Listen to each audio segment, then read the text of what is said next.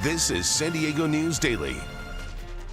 I'm Monica Dean. Let's get right into your top local stories. People in the city of San Diego can expect to feel the city tightening its belt over the next many months.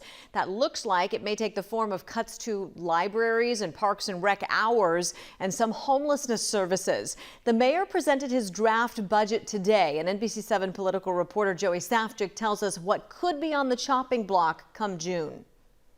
A $120 million deficit, that's what the city is staring down heading into this fiscal year. And in a lot of ways, this budget discussion feels like deja vu, with the key difference that this year the city is not relying on new revenue streams. As we know, those didn't go over particularly well with the populace last year. So instead, the city is really relying on cuts. The mayor says the emphasis is protecting public safety, homelessness, and infrastructure, but there will be cuts, notably to library and parks and recreation hours, although it's going to be up to the city council and those departments to determine which particular services those are going to impact. The mayor's proposed budget slashes arts and culture grants, which has already received pushback from people active in those communities. There are going to be layoffs, particularly to middle manager positions. The mayor says some notices have already started going out. The mayor says there are reductions to each and every city department, including his office. The mayor and the city's CFO emphasize that San Diego's tax structure is lower than other comparable cities and that property tax and hotel tax growth has slowed. But at the same time, costs have increased, and in many ways, the city is at the will of outside forces, including the same things that impact your budget and mine, like higher gas prices or interest rates. The bottom line is that what we are choosing to do is to preserve public safety, homeless services, and infrastructure, and that we're doing that in part with these additional revenues. Without them, those programs would be further impacted, and I think it's in our collective interest to maintain our status as one of the safest big cities in the United States. Again, this is the mayor's draft budget proposal. There will be ongoing and likely contentious negotiations between the mayor's office, the city council, the city departments, and of course the public. They are seeking public input. We're expecting a final budget, and it has to be balanced by law on June 9th. Reporting at City Hall, Joey Safchik, NBC7. The body of a local woman has been found in Los Padres National Forest. Monterey County sheriffs are calling her death suspicious. She has been identified as 37-year-old Joanna Ruth Shields of Carlsbad. Hikers who found the body last Thursday say it appeared she had markings on her neck and a gash on her head. They also say they saw a man who claimed to be the woman's friend in the area. The cause of death has not yet been determined. So far, no one is in custody. Chula Vista city leaders are one step closer to bringing a 4-year university to the South Bay. SDSU's nursing school has announced that it will soon expand to the brand new Millennia Library building in Otay Ranch. The facility is the city's first library in 30 years. It's also home to the new Chula Vista Entertainment Complex, which organizers are calling a Hollywood-level production house. City leaders say it is all part of the city's vision to ensure community members have access to higher education and business opportunities in their neighborhood.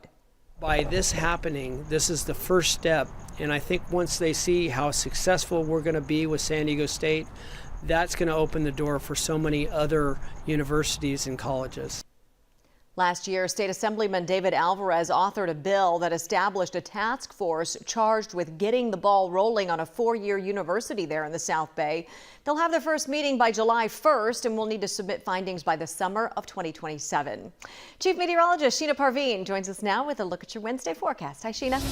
Hi there. As we head through the afternoon, mostly sunny at the coast, low 70s, mid 70s for the inland valleys. Really pleasant weather for the mountains, mid 60s, breezy west wind. For the deserts, will be in the upper 80s to near 90 degrees. Tomorrow, more clouds, still very comfortable at the coast, low 70s. Friday, more sun, a little warmer, mid 70s. This weekend, a mix of sun and clouds. We're going to be dry this weekend, but also warming up. Coastal temperatures will be in the mid to upper 70s over the weekend. Inland valleys will be in the 80s, and then we cool down next week. I'll show you the 10-day forecast straight ahead. Sounds good. Thank you. Still ahead, hundreds hoping for a home, but only dozens of units available. How this new development is trying to meet the growing need. Stay with us. We are rolling. Your left, I'm sorry. Let's do this. Where do you get your information from?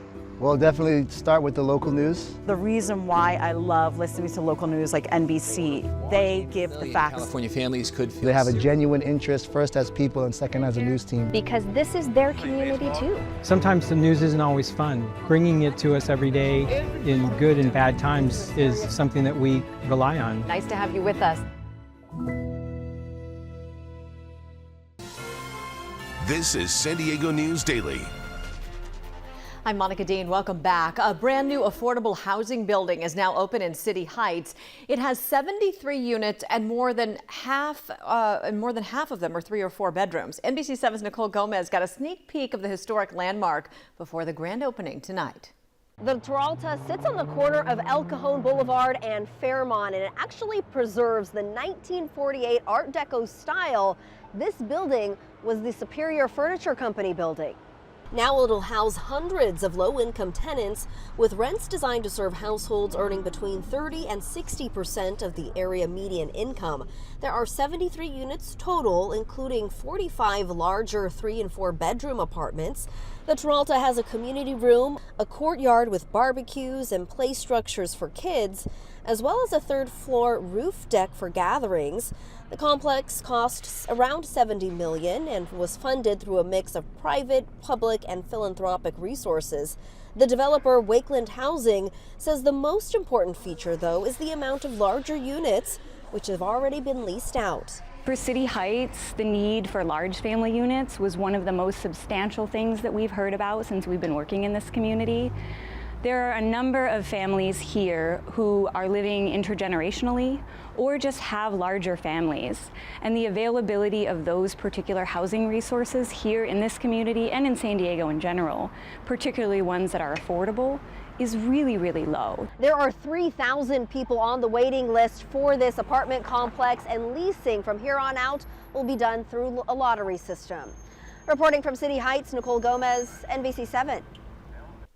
It's fun to be a Padres fan right now. The Friars just rattled off their 6th straight win thanks to an impressive performance right here at Petco Park against the Seattle Mariners last night. A live look for you here. In last night's come-from-behind victory, the Padres paired some timely hitting with a strong performance from pitcher Michael King. 4-1 the final. They now have the 2nd best record in all of Major League Baseball, second only to the Dodgers. They'll look to make it 7 straight tonight with the first pitch set for 6:40. And we will have a look at that Padres forecast right after this. On January 22nd, I got a phone call from my daughter. Rolling. All right. She said, "Mom, the water's already waist high," and we were all scrambling. There's been 2 wildfires that have come through. We were able to watch NBC7, and we knew that as long as they were there, we were going to be okay. We're going to be here. We're going to keep an eye on things. Because of you guys, they acted. This is the source of all of this neighborhood's problems. Everything can be so unpredictable, and we rely on this coverage. And that's a tornado warning. Hi there, I'm NBC7 meteorologist Sheena Parveen. For today, very pleasant weather. Low 70s at the coast and sunny. Mid 70s inland, mountains mid 60s. A little breezy west wind today, though. Deserts will be near 90 degrees. Tomorrow, more clouds, still very comfortable. Friday, though, we're going to warm up a little bit more into the weekend. The weekend will be the warmest. The coast will be in the mid to upper 70s. Inland valleys mid to low 80s. Next week, though, we do cool down, and I'll be watching for a slight rain chance maybe Monday. At this point, though, doesn't look very high, so I'm going to leave it out of the forecast. Warming this weekend for the mountains and deserts. Thank you very much. It's been nearly a week since the Padres unveiled the new City Connect design, which included a special collaboration with a local flower shop. NBC7's Jeanette Quesada is working on that story today. Here's a preview of what she's working on. So here's what we're working on today. There is this florist here in San Diego that had a really nice opportunity to collaborate with the San Diego Padres on a very cool project relating to their City Connect jerseys. You can see here, we'll be talking to her today, and we'll have more information later at 4 p.m. All right, more coverage you count on at NBC7.com. Thanks for watching. Have a great day.